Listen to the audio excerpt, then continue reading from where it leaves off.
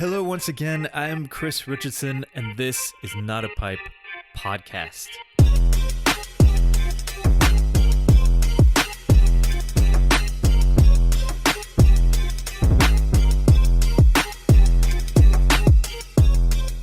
It is my great privilege to be speaking today with Stephen J.A. Ward.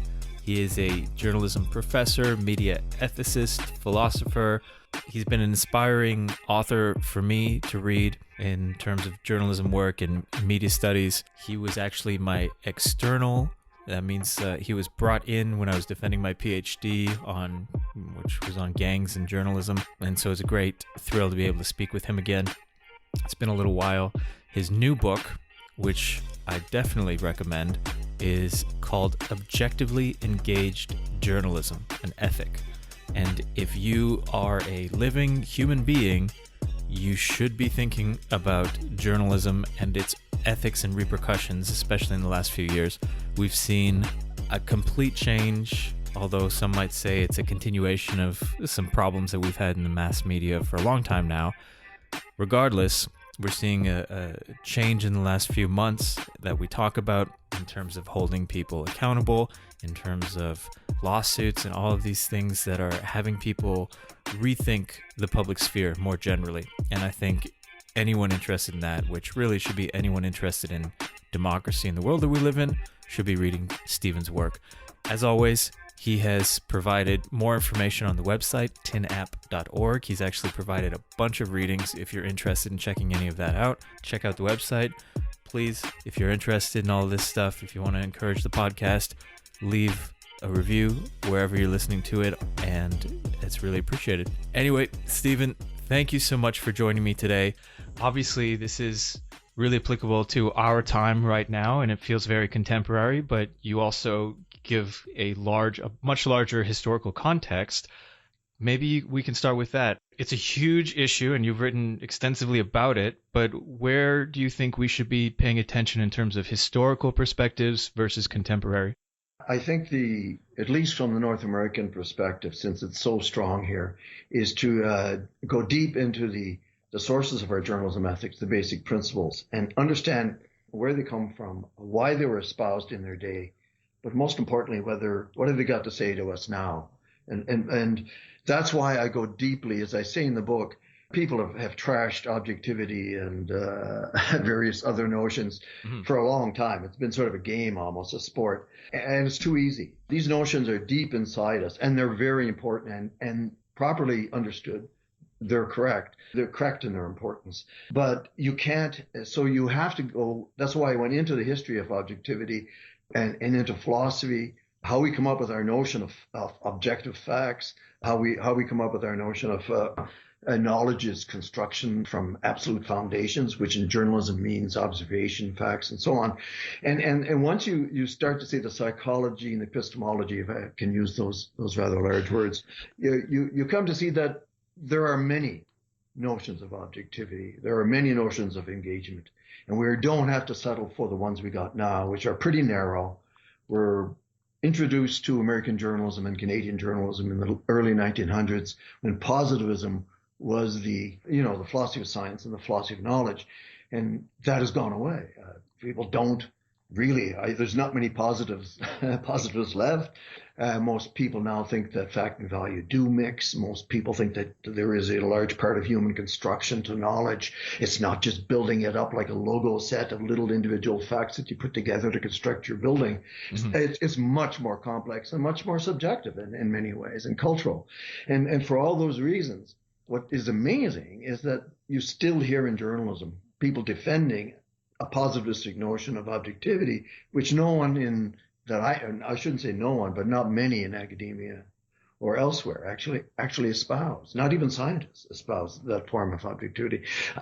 So that's why I figured if we're going to get to the roots of why is this so deeply rooted in us, we have to see what's wrong with them from a philosophical perspective. And that's what I do. That's why I go through all these. I mean, you might think of them as convolutions of trying to explain this concept, because I want to get at a better one. And the one that I philosophically came to, and I believed for many years, and I finally gave it a name, which is objectivity from a human perspective. And that is, objectivity is not something absolute. It is not something that gives you certain and infallible knowledge. It does not require that you're an absolute angel who has no no biases, no impulses to the contrary. Rather, what objectivity is, well, let me just say, lots of people say to me, "Why believe in objectivity when we all have our biases?" Well, that's a really how should I say? That's a really stupid type of objection. I'm just to put it on the line. Because they don't even know their own history. They don't know that objectivity was created because the creators knew we were biased. It was a form of restraint, of restraining our biases, of forcing them out into the open by saying, where are your facts? And so on and so forth. And so what it is, objectivity for me, I call it pragmatic objectivity because I want to get away from this absolute notion of objectivity. Pragmatic objectivity is basically just a method. It is basically a mind stance, an objective looking at your mind and how you approach inquiry, and that includes journalists. But it's also a holistic set of criteria by which to evaluate the facts and the knowledge and the interviews that you do, and then ask yourself, how valid is this stuff? And what you're going to get is not a perfect yes or no, not a totally, this is absolutely true and can't be otherwise. You're going to get this is likely and most probably reliable knowledge. And that suits journalism because, as you know as well, that journalism, just as Hillary Putnam said, it just ain't so. It just ain't necessarily so. And so that's why I try to, objectivity from a human perspective or a human face is that we see ourselves as inquirers who are always situated. We're always using conceptual schemes and norms that have evolved. They're historical and they may change tomorrow. But this is the best as we got right now. And to give up on verifying your claims, attempting to restrain your biases, that's not going to help journalism or our world. So that's, a very long-winded answer to the question of why the philosophy. I absolutely think philosophy has been underplayed in journalism education, and it is seen, and because it is, us, I'm a philosopher, us philosophers have created some of that problem. We have made philosophy technical. We have run to our little academic departments and put up the barricades to protect us from advancing other disciplines. I can't think of very many philosophers in Canada who are known in the public sphere for taking part in. And so John Dewey said, what should philosophy be? Well, it should be engaged with the problems of your time. And that's what we're not getting.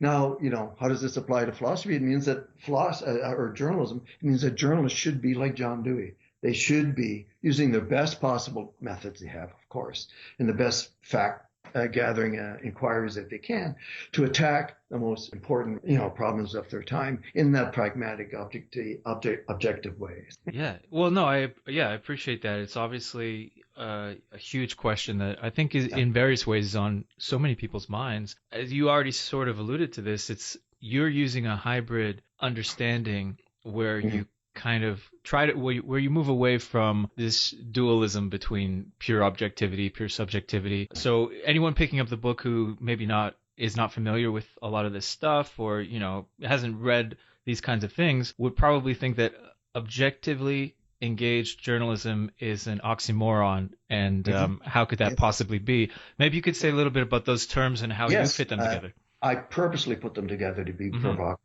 I purposely put them together to make people go, what? Because that shows how deeply embedded is the dualisms are in our culture, that you can't put those two words together because people are assuming that objectivity is this dry, totally rational, no values, no commitments, neutrality, and engagement is, I guess, partisanship and sort of radicalism or something. When in fact, that's not the history of journalism, and we could go on for a long time about that. And at the same time, how can it be that we think that journalistic inquiry or any other form of inquiry has ever gone on without people being totally and passionate about the goals they were trying to achieve. They were incredibly partial. The great passionate, there is passionate rationality out there among scientists, among, even Plato, whatever you like. And so that's not the issue. The issue is not that we don't want desperately knowledge and we don't want to desperately improve our world. The question is how we do it. And I don't see why I can't be engaged for democracy and at the same time saying, but I'm not going to do it in a way that just spreads false fake news to do it. I'm going to do it in the most rigorous, objective fashion possible. Now, this means, as I said earlier, redefining those basic terms. But for me, engaged, objective, democratic journalism is partial in its goals, and it's open about this. It's not saying that journalism is without goals, and it's never been without values and goals, but it's saying that journalists now see and openly see the defense of democracy, pluralism, and egalitarianism around the world as something to fight for, to watch for, and not to be afraid to point out where those things are happening and are under stress. At the same time, doing their very best to make sure that those stories are checked and as factual and whatever as possibly be. You want to get both, because the binary was this. Look, what do we do once Trump was elected president? How do we handle lies? How do we handle, there's no getting around. People didn't even want to say he was a liar. Well, he was a liar. He is a liar. Now we can say it. But at the first, people didn't want to say it. Look at in 2019 when he called this is just as terrible, but 4 congresswomen of color told him to go home. They were home. They were Americans. The media, in many cases, twisted themselves into pretzels not to say that was a racist remark. It was a racist remark on any definition of racism. But at the same time, it was, let's use euphemisms like it's racially charged, or it'll create racial divisions, and so on and so forth. Why that? Well, the problem is people are still working on the old-fashioned notion of objectivity, where I have to be neutral in my reporting, no matter how much the facts go against it. So my view is that for me is a sort of mincing neutrality, a timid neutrality that isn't going to work in a world where there's so many fake news providers and misinformation and demagogues like Trump. On the other hand, what do? Do we go to the other extreme and say, well, let's just be partisan? We journalists will now march in the streets with particular groups. We'll march we'll be as biased and angry anti-Trump as possible. And I think that would be a mistake also. That's not what I think is in the long run the best thing, for at least not for mainstream media. Because what happens is that just opens journalists up to the attack by Trump and others, that the media is as biased as they've always said it was. Secondly, it also runs down your credibility if you're also saying that you're a decent, good news organization that is just not out to take pot shots at people. And because if you do that, people will say you're just like Fox News.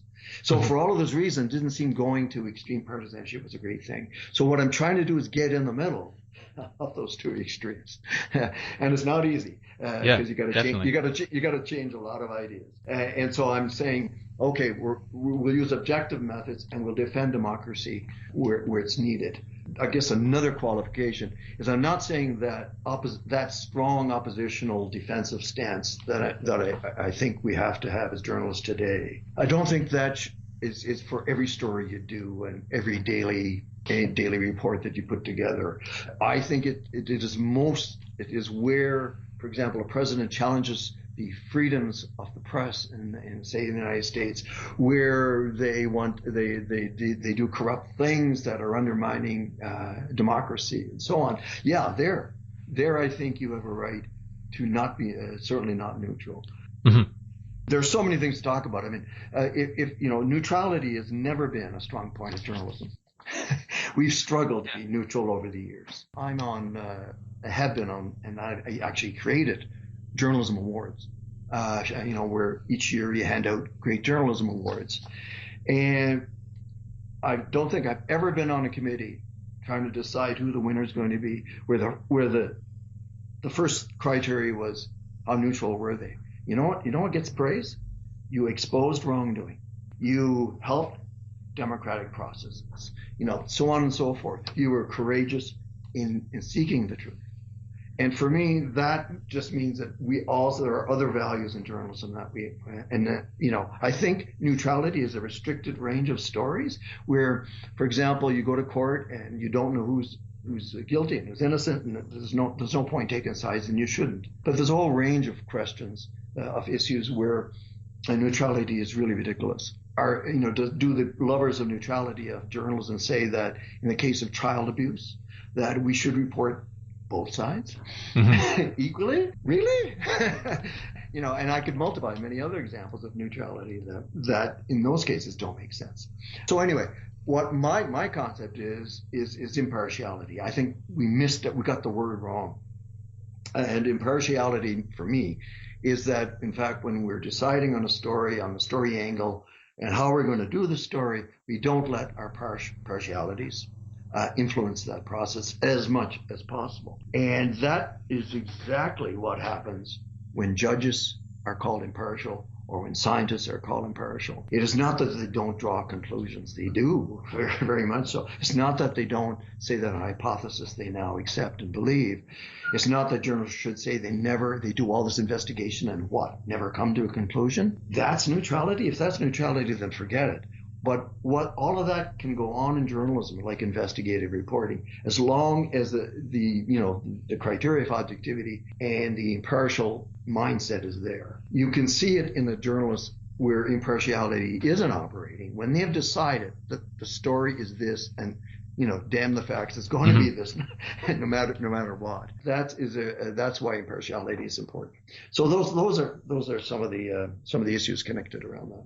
Yeah, there's a lot we could build on based on what you've just said. And I'm just thinking about, I went to journalism school, of course. Like, I have that kind of education background, which some journalists do, some journalists don't. But I think most real journalists, most journalists that take their job seriously, look at places like, Fox News with questionable intentions based on, their biases and their sort of overt biases. But I think if you were to try to have a conversation with the people who are very much Fox News supporters and that kind of thing, they would likely say, if you are calling Trump a liar, then you are clearly biased, and we, Fox News people or whatever, are engaged journalists because, yes, we are engaged and we see things, but we're also objective, I'm sure they would say. And so I guess what I'm interested in now in the contemporary situation, not necessarily with that particular news organization, but with the idea that what you're saying, at least to me, makes perfect sense, and I can see the value in, if a president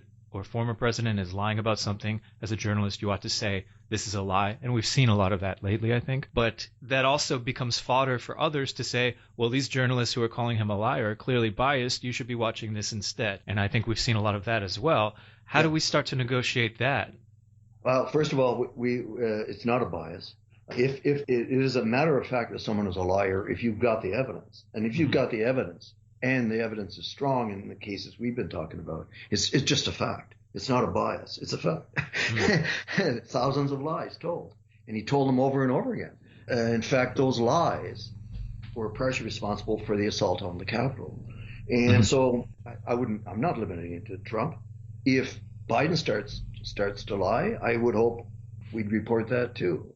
The whole notion of bias is that if you make any evaluative judgment on anything, then you're biased. It's true. That's one sense of bias.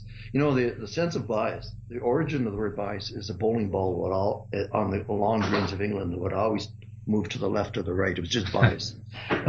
That's not, I hope that's not what is going on here when you call someone a liar. The other part I think you mentioned is Fox News.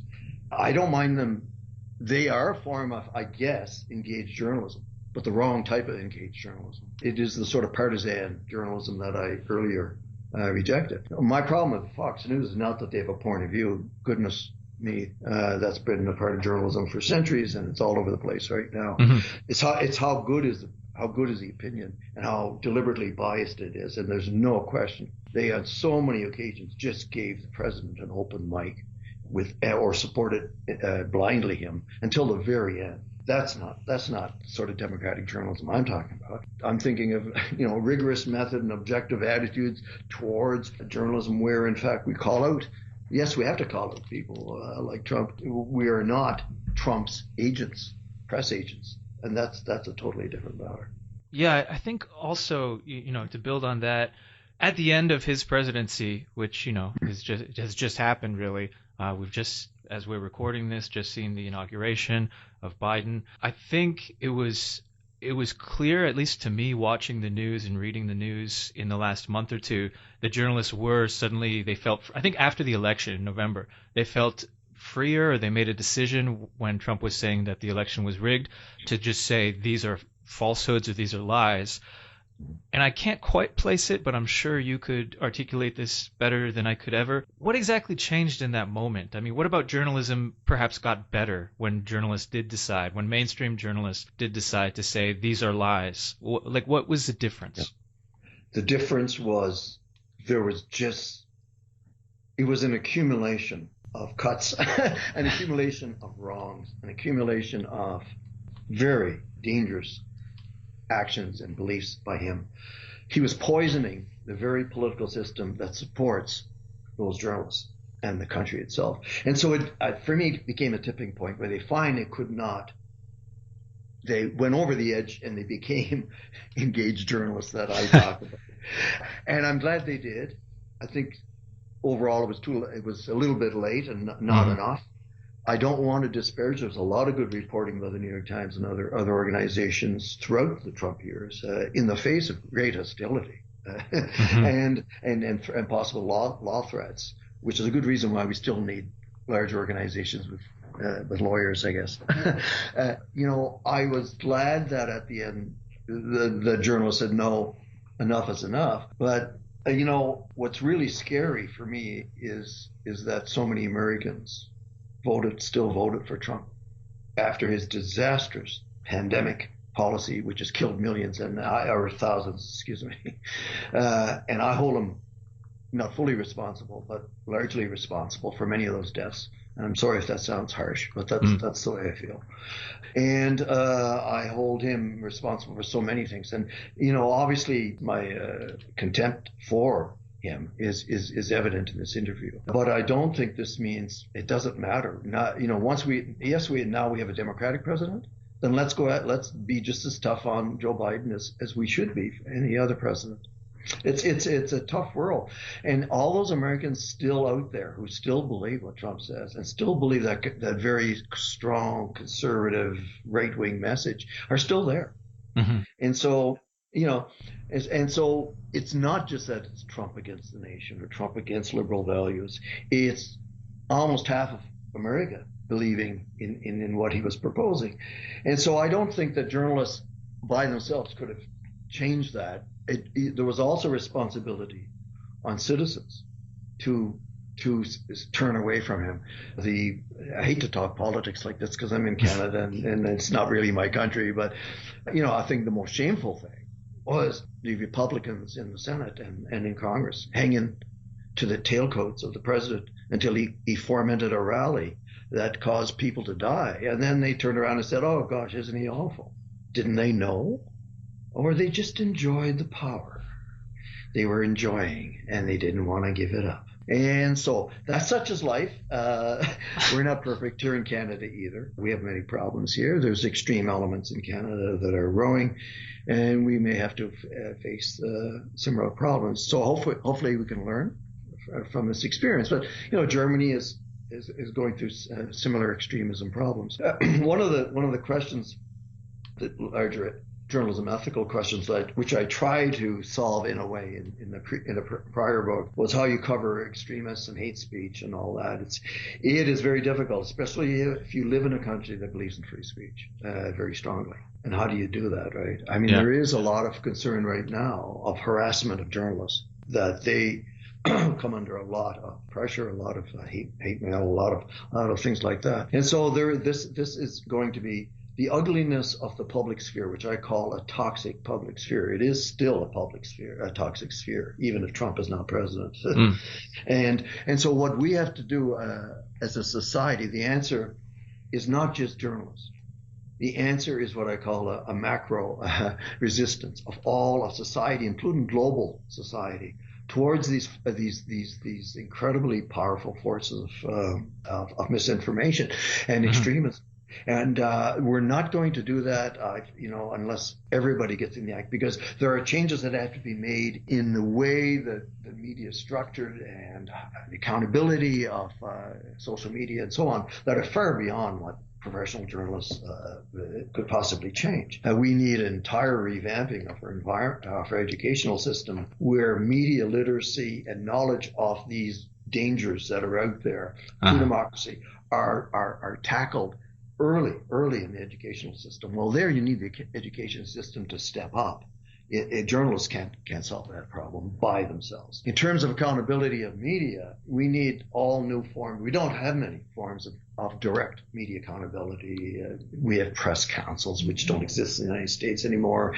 You can write a letter to the editor. Who does that? Who would have the time for that? And what we need to do is what I call and I'm maybe straying from your topic, Chris, but a public directed ethical system where citizens play a direct part in the monitoring and the judgment of the media every day. That's another huge topic. But I don't see the future simply we journalists, meaning we maybe professional journalists, solving this problem on our own. It's just too big for us. Yeah, it's definitely a huge issue. And as you mentioned in the book, the just standard sort of traditional idea of journalism ethics is not prepared for a digital global system. Yeah, I want to ask you about the media and different forms of media, but maybe we can just address that for a moment. What are the major things that we ought to consider when we think about probably how most people with traditional journalism backgrounds or education think about journalism ethics versus the newer challenges that digital global markets, global media present? What are some of those differences, or what do we need to rethink? Well, first of all, we have to expand, enlarge our codes of ethics, our ethical thinking in journalism to become global, as I say in the book. It means that we have to have, I have a preference here, but I'll say the minimal that we should do is actually include in our moral education in journalism, in our codes of ethics and so on, sections on global issues, how to cover global issues, and from a global perspective. We need to talk about what is our responsibilities for running reports that are going to have impact on other cultures, perhaps even instigate violence in other places. What are our duties as journalists? Are we patriots? What is our duty to? Is it simply to our public? And who's our public? Just our country or just our regional audience? Nothing, almost nothing until maybe 4 or 5 years ago exists in many journalism codes that say anything about global responsibilities, global issues, global media. We've started to sort out, among the BBC and some of the major players, how to track social media, and we're starting to figure that out. But the in principle acknowledgement that now we as journalists have global impact, and in fact, what does that mean? And I think one of the things it means is that we have to, as journalists, adopt a more cosmopolitan perspective, which means I see myself as a communicator globally. I see myself I know it's a cliche, but as a world citizen. And I see my work as putting universal values primarily. What I mean by that, human rights, the reduction of human and social injustices in the world, the spread of democracy, pluralistic democracy, to other countries, the protection at home, but also the spread abroad. All of these are huge things. And that means, therefore, the old sort of flag-waving patriotism, and I know I'm getting myself into delicate territory here, because the Americans are always way more expressive about their patriotism than Canadians. Canadians just feel it and they don't express it as much. It's not that you don't love your country and you don't want to serve it and all that. It's that where you do not put your own country's self-interest primary, where it involves the the taking away of human rights or other moral properties around the world. So where they conflict, I'm a moral globalist. I'll go with what is for me, from my global values, we'll give it. And that means reporting on things globally from other than just your own country's perspective. If you go to a science conference on climate change, you don't just report what's in it for America. You don't just say, you give equal voice to the arguments from countries that are not agreeing with your country's position, and so on and so forth. If I find out, this should be obvious, but if I find out that Canada is engaging in inhuman or really bad global trade practices which are harming certain people or countries in Africa, I report it. And that I don't care about if I'm embarrassing. One of the things I found really tough, I had to learn this when I became a war reporter, was how many times I was called unpatriotic for reporting the facts and the news about what was going on with Canadian soldiers and peacekeepers in the middle of conflict. There was always the fact that I am embarrassing Canada if I report that soldiers don't have proper guns, or they don't, the morale isn't that high, they don't see an end game and all that. I started to, realize that maybe patriotism has got to play a lesser role in journalism ethics. And, I think that if I'm just coming out with a book, which is a handbook of global media ethics. And it's amazing how many issues need to be examined. Everything from how we cover water rights in Europe or elsewhere, Arctic, climate change, but not just issues, but also how do we operate in foreign lands? There's so many interesting issues. I think that this is one of the big challenges, is to move journalism out of its parochial attitude, which it inherited from the past, of course, to reflect a more global world. Associated with that idea is the idea of media more generally. So one of the things I've been interested in is the way I see students and other people talking about the media, and I'm always curious kind of what that means. And then sometimes, not always, but sometimes what I see is that they're sort of repeating what, I don't know, Sean Hannity or someone has said, where they're saying the media doesn't want you to know this, but blah, blah, blah. And I'm often just wondering, like, you're on TV, you're on the internet with millions of followers. How are you not the media? And so I wonder if we could discuss for a second, like, what is the media, and how much of journalism do we think about in terms of traditional practices of journalism, especially when we're dealing with stuff like QAnon and these things that I don't think anyone would call journalism, but yet are very influential in the public sphere, to say the least. Yeah. We're all suffering from that vague term media since the digital revolution, and other citizens could become journalists and so on and so forth. And I think that many people that I know actually only follow very specific, as we know, the channeling in of just specific stations that suit my point of view and so on. Even when I was teaching, my young students simply didn't want to read a conservative magazine, or they didn't even want to read The Economist because they thought that was too right-wing for them. Well, my view is that you have to expose yourself to all those points of view. What are you afraid of? And I think people now. I used to go to, and that's not new what you're talking about, Chris.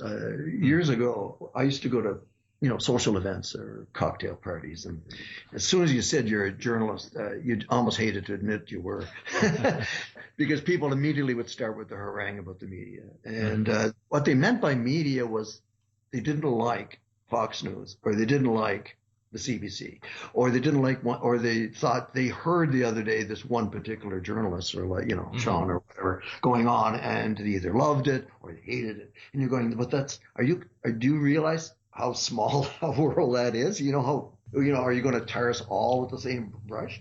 Plus, much of that criticism doesn't look at all the great work that goes on. Today, unfortunately, so much of good journalism gets lost, as you know, it gets lost in the cacophony of a global media. So I think the moral of that story is we need, again, it's sort of an educational perspective. So we need to educate people on the types of media that are out there, the way that media operates, and how we make these subtle or maybe not so subtle distinctions between good and bad journalism, between the two poles of really bad, really good, so on and so forth. That to me is not just a skill that you should learn in journalism school. That is something everybody needs to know. The other one is, of course, your ability to defend yourself from propaganda. It's good to have media, or again, news media coming out and telling you what, the truth about something that you didn't know.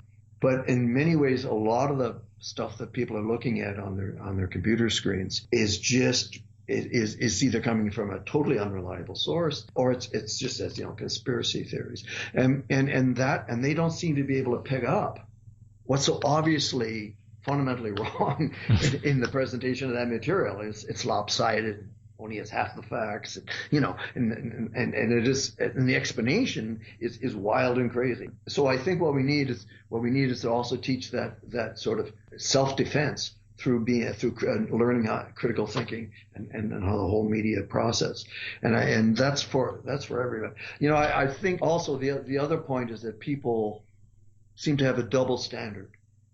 They will tear, here in Canada, they will tear the CBC apart if they can find, if it finds out that one report was unfair or wrong, or the reporter seems to have had an edge or a point of view. Then they don't mind going over and looking at thousands of so-called news websites where everyone's got a point of view, and where much of the material is really awful. So they hold the mainstream media accountable to a much higher and different standard. Almost the old style objectivity that I was talking about earlier. And I think that's, I'm not saying that because, boo-hoo, the poor old mainstream media. What I mean is that means citizens themselves got to figure out what are the appropriate criteria for evaluating different types of media.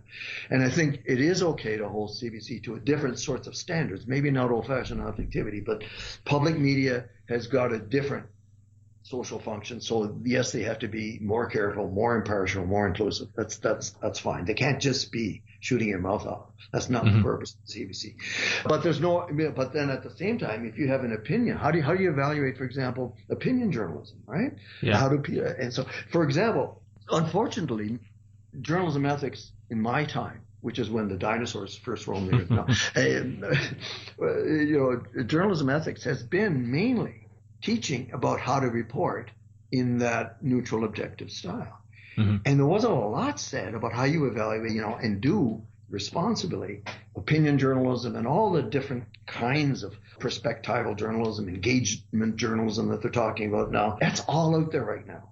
And there isn't a lot of journalism ethics books that can help you think about the ethics of this. So that's the other thing we need, is to develop new guidelines, new ways of thinking. Well, what are all opinions equal? And if they're not all equal, how do I write opinion journalism in a way that is still engaging as I want it to be and powerful, but still is somehow responsible in terms of the facts and so on? We don't have a lot of that. And one of the reasons we don't have a lot out there is because in the early 20th century, it was decided that journalism was about objectivity, neutrality, and everything else, all opinion journalism and so on, was branded subjective. And there was no real right or wrong there. There were no norms to worry about. So no one wrote a lot about the norms of perspectival and interpretive journalism. But now we have to. I think interpretive journalism is everywhere, even in what we used to call hard news. It has got interpretive elements embedded in them. Yeah. Another thing I've been interested in, especially thinking through the ideas in your book, is if you take an example of, say, New York Times, traditional, historically important news organization, relatively taken seriously, although not by a lot of Trump supporters. But yeah, so the New York Times, I think, on one level, could completely ignore QAnon and these kinds of things because they're ridiculous, they don't make sense, they're conspiracy theories. But on another level, there's a whole public that is interested in that. And I'm wondering, I know this is not necessarily how you think about engagement, at least from the book, but how do you negotiate whether, as a professional sort of high-level journalism, you ought to engage with these kind of conspiracy ideas? Because I think maybe one of the mistakes, you can clarify, is ignoring this until it picks up in all these other places, right? So to what extent should you engage with these what seem ridiculous ideas, but are nevertheless in the public sphere to an extent. Oh yeah, you shouldn't ignore it. You shouldn't just say it's hogwash, which in many cases it is. Hogwash can be very powerful, and history proves it out over the years that propaganda is a very, very powerful tool. What you want to do is, there's always a danger. You don't want to give these people publicity and amplify their But I think if they're if they're that serious a player in the public sphere, you've got to look at them.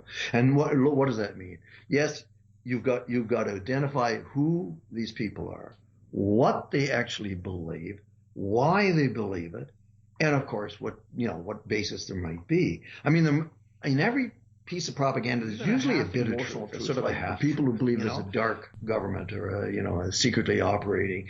I mean, what is, I don't know if it's true, but what's sort of valid in that feeling is lots of people feel that government is against them, and there's that whole. So you can use that as a theme to generate a pretty good story on. Here's what happens when cynicism about institutions gets so high that people would rather believe this than actually some more grounded in reality perspective. And also I think what is necessary also is, as I mentioned before, is to talk about what are the tricks, or if you want, what are the techniques by which they're persuading you. You have to make that conscious to people. How do they use images? How do they use video? Right? Many of them are very good at doing that. Some of them are not. Some of them are just slapdash, but some of them are really good. And how do they make these decisions? How do they affect you emotionally? They want to grab your heart. They don't want to grab your mind. They want to grab your heart. I used to teach critical thinking. I used to teach logic, yes, informal logic. And I wish I was teaching it now, because I wouldn't be doing it out of a stodgy old-fashioned textbook too much. I would be saying, if you believe there are logical criteria for evaluating beliefs, well, let's look at this. And Aristotle talked about not only logic, he talked about rhetoric, he talked about the emotions involved in rhetoric, and how people, demagogues, actually influence the Greek populace.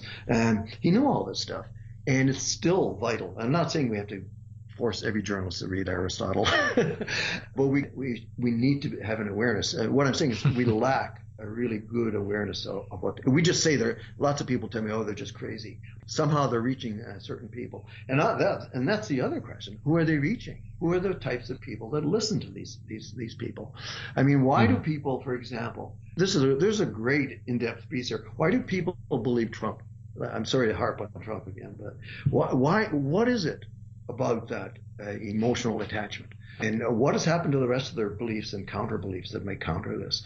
I mean, psychologically, at least, it's a very good reason. I've just finished a book that hasn't been published yet called Irrational Publics and the Fate of Democracy, and I just take a historical perspective of the various, what I would think of, and this is controversial, the word, but I call them, they're irrationally tolerant and intolerant groups.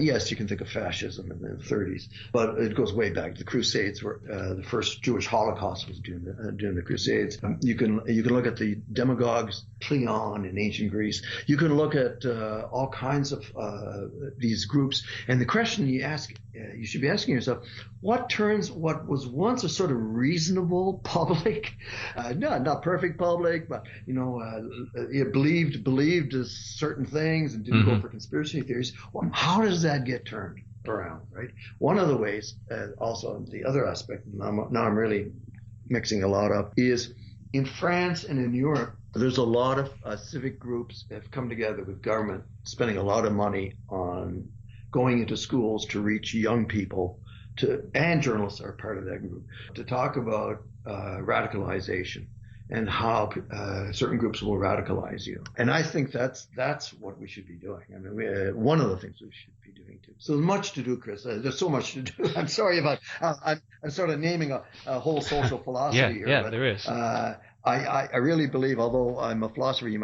people might think I'm just abstract. Actually, I'm a pragmatist. So what I really think is the best ideas come out of where we grapple with real problems. That's where great ideas come from. yeah, a lot of it is historical and theoretical. You do make that clear that it's also practical and applicable. And yet, so part of the engaged part of journalism, of objectively engaged journalism, and please, yeah, correct me if I'm phrasing this in a way you prefer different, but it sounds like one of the engagements is in favor of democracy, democratic notions throughout the world, globally, and that is basically one of the political underpinnings that journalists ought to have in order to move forward with their reporting. Yeah, I mean, as you said earlier, sort of that could be a bias, but it's a quote unquote like good bias because that's something journalists should be engaged with and pushing. Do you still believe that? And is it harder to believe that when you see maybe almost half of Americans, again, voting for Trump and believing a lot of these lies and stuff, that democracy is what all journalists should kind of get behind and that it works? It doesn't change my attachment to those ideals, but as ideals, they can be realized or not realized. We can move forward towards them or away from them. And I think, first of all, when you talk about journalists, at least in my lifetime and in this sphere of the world, have always talked about journalists as supporting democracy. So I don't think that's very controversial. But the question is, what form of democracy? And there's many forms. And I'm saying that in terms of journalism ethics, and you as a journalist have to decide what form of journalism you like. Do you want an elite journalism where the elites tell us what to do, or do you want a plural, egalitarian democracy? All I did in this book was say I'm putting my cards down on plural, egalitarian, liberal democracy, and that's, I think, the best form of democratic community that we can have. It's an ideal, and that's the sort of thing we have to defend. The world is more complicated than that, of course. That means also it is possible for journalists to be attached to maybe some other form of democracy and still be doing good stuff. I don't want to rule. For example, journalists might believe in direct democracy, or they might believe in certain forms of other types of democracy. And I would look at it and go, that's fine. Also, there are regimes in the world that are not robustly democratic, but as journalists, they may support because the alternative would be something otherwise. So maybe I'm not answering your question, but I think that the all I'm saying is that there is no standalone journalism ethics. Every journalism ethics is backed up and supports a certain social / political point of view, either implicitly or explicitly. Implicitly meaning you think you're being a neutral journalist, but you're actually supporting a particular social system and political. So you might as well just make up your mind that you're going to be explicit about this and go for it and pick it and be deliberate and know what you're doing. For example, the old traditional objectivity of the early 20s called itself neutral, but it gave a political democratic reason for neutrality, which people never seem to pick up on. Why should reporters be neutral if that's what you feel? Well, the argument back in the 20s and the 30s, 40s was that basically that way the citizens get unvarnished news. They get unbiased news. Well, that was the theory. They didn't, but that was the political justification for that was the political justification. And so, that just furthers my point that if we're all stuck as human beings, we all are organisms relating to an environment through values and conceptual schemes. The best thing to do is to be critically and philosophically aware of your presumptions and pick the best ones you can. Yeah, well, and just to build on that a little bit, when ancient Greek philosophers, Plato worries about the populist demagogue moving democracy, and that may be a different one than you're talking about, the democracy, in a direction that actually hurts the people, that's obviously something he worries about, and that's not, and it seems like that's not something that journalists ought to worry about if they are presenting objectively engaged journalism, because then the people have the tools to make the right decisions or the proper decisions.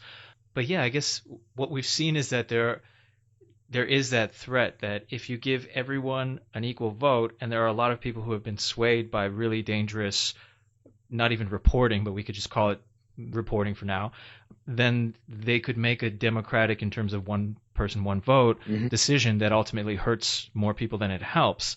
Are there ways to counter that? Yeah, I think basically journalism's contribution is to do their best to inform the public about what they think is going on in the world and in their country.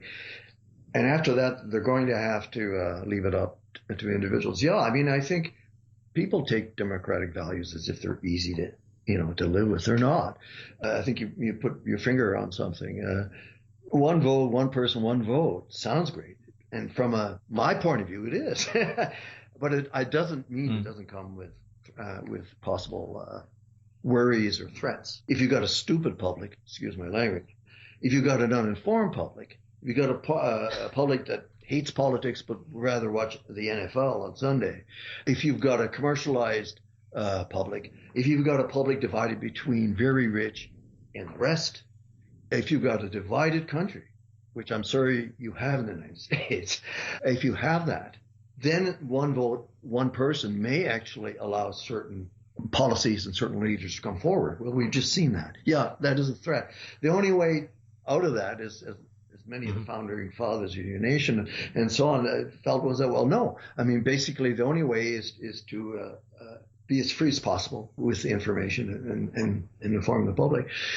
There are many days when people get up, and I get up and say, democracy is such a crude weapon, because people got all stirred up by this guy or this pitch or this agency or whatever, and they just misread that, and they made the populace made a very bad decision. But what the problem is what the alternative is to that. I think there might be. I don't want, for example, I don't believe in electoral college in the United States. They should get rid of that immediately. That was an elitist invention.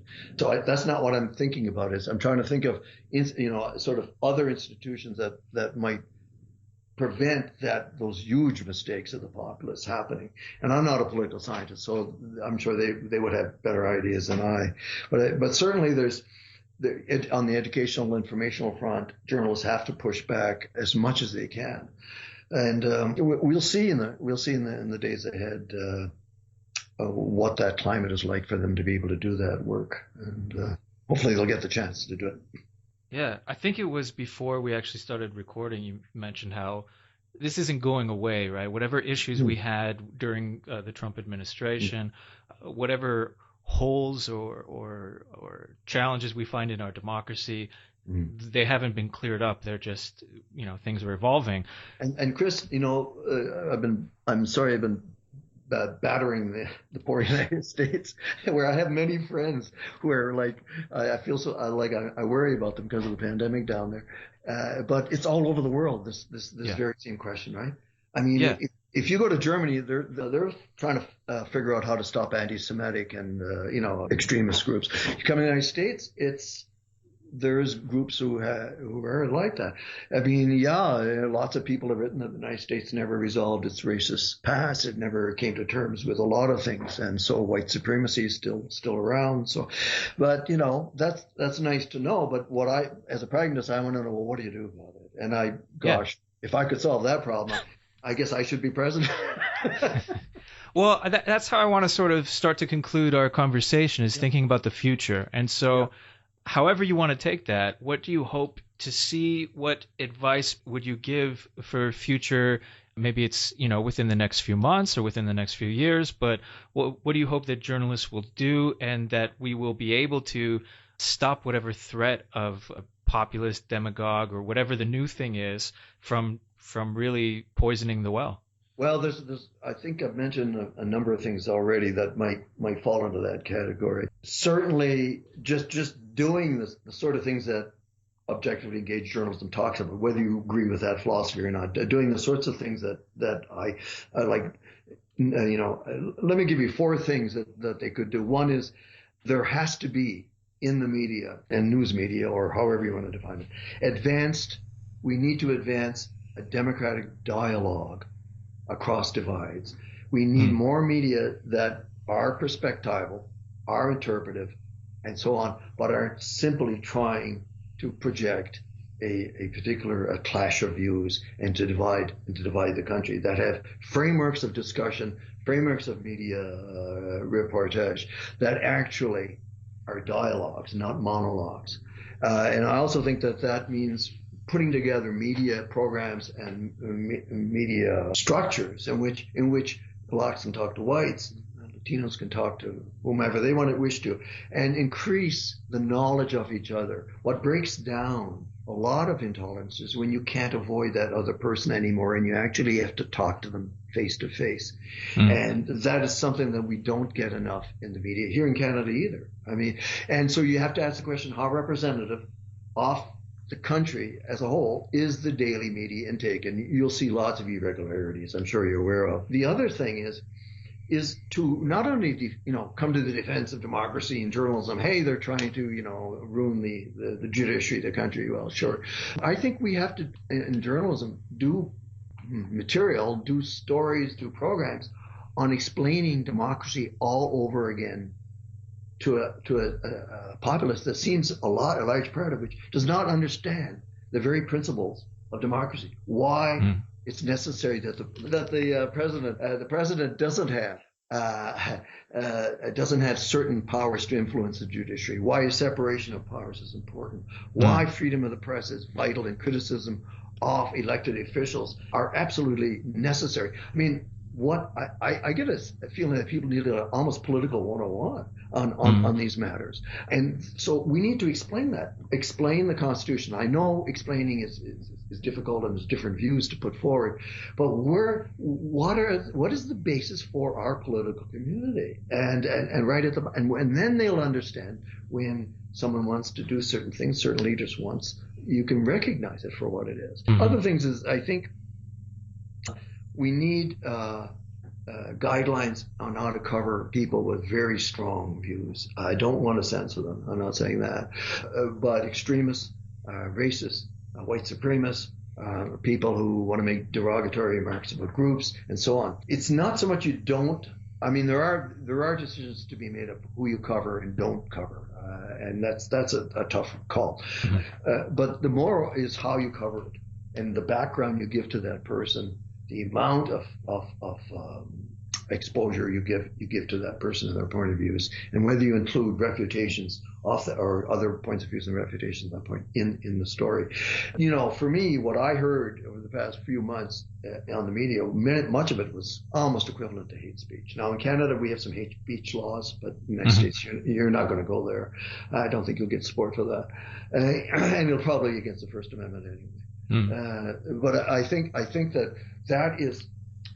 I've written some guidelines on this, but they're very sketchy. They're very general. And I think that's individual news organizations need to address that, because they're going to be faced with how do we cover these people in the future? We need a retrospective. We need almost like a post-mortem among media about the coverage of Trump and the Trump years, and how we can not make some of the mistakes we made in the past. That post-mortem is never fun to do, but I think it's important.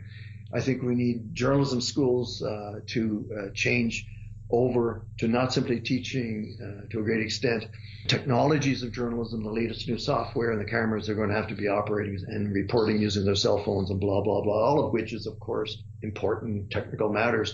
We're going to have to teach these things about democracy, but not only about our own. We need to teach them globally about the different cultures of the world, the different religions of the world. So will become cultural, and much more in culture globally, and so we understand and report much better. They're going out into the world. They're going to have to be interpreters, global cultural interpreters. They're going to, and I don't think we're giving them that sort of background information. That's some of the things we can do. And then, like I said, the last would be to hook up those well-meaning activities among journalism and journalism associations with civic groups, coalitions who want to detox, our media as much as possible. And I think that is going to be something that we might want to look forward to. I don't know whether there's much appetite for that in the United States, but certainly in Canada, I would love to lead a revolution along those lines. But, I'm not at a university anymore. I'm retired. So but my ability to use the levers of universities is limited in this regard. Well, yeah, I think those are all obviously important, and I hope they do work their way into the systems of journalism education and things like that. And as you said, you retired, but you're still, publishing. You're still influential in what you have to say with your books and your other media. I think this is, for me, like the fifth book I've read that you've written, but I know that there's a lot more. I'm just wondering, my last question, Stephen, is just, you keep talking in important ways, you keep writing in important ways about journalism and ethics. What keeps you going? What keeps you motivated? Why is it that you have a new book that I've just talked to you about, and you already have a new book ready to be published, it sounds like? How do you keep that going? I love ideas. I love the intellectual engagement because it's important to society. I'm really in fear, and I hate to say this, of the future for our societies and democracies. And so the intellectual engagement, I always love writing and thinking. But when you can start thinking about issues that are happening right now and are vital for the future, for example, some of my books that will be coming out, this is not a plug. It's all right, you're loud. The Rational Publics one will probably appear in the fall. I've just also finished a manuscript called Cravings of the Mind, which is basically, why do some people become psychologically addicted to certain ideas? And again, people know me as a media ethicist, but I'm basically, yes, but I'm also an ethicist, but more than that, I'm also a philosopher. And as a philosopher, I wear that other little hat that I call historian of ideas. So I am blessed to have this rich intellectual life, the means to have it and the possibilities to have it. And I sit here alone and write alone. And sometimes I feel like, why am I doing this, for God's sake? People, is anyone reading it out there? And then I get these lovely notes from students or from professors in Africa or India or the United States saying, yeah, I read that book. That was great. Thank you. I use it in my class or whatever. And it's important. And that also keeps me going. I know I'm not, that's having effect. I did an interview with a student from a journalism school in Toronto about a month ago. And she says, oh my God, I'm going to use all your stuff in my papers. And I'm going, well, that's good. Just don't quote me. Make sure you spread it out. So yeah, I've for some reason, when I first began as an undergraduate, philosophy took hold of me, and it's still, it just won't let go. Well, I really do appreciate you talking to me today about objectively engaged journalism, and I look forward to seeing what else you've prepared, and what I know you're probably preparing in your mind right now will be out in a year or two. It's always great, and it's always thoughtful work, and again, we're lucky to have you writing the way you do. So thank you for talking to me and for keeping going. It's been my pleasure. Thank you.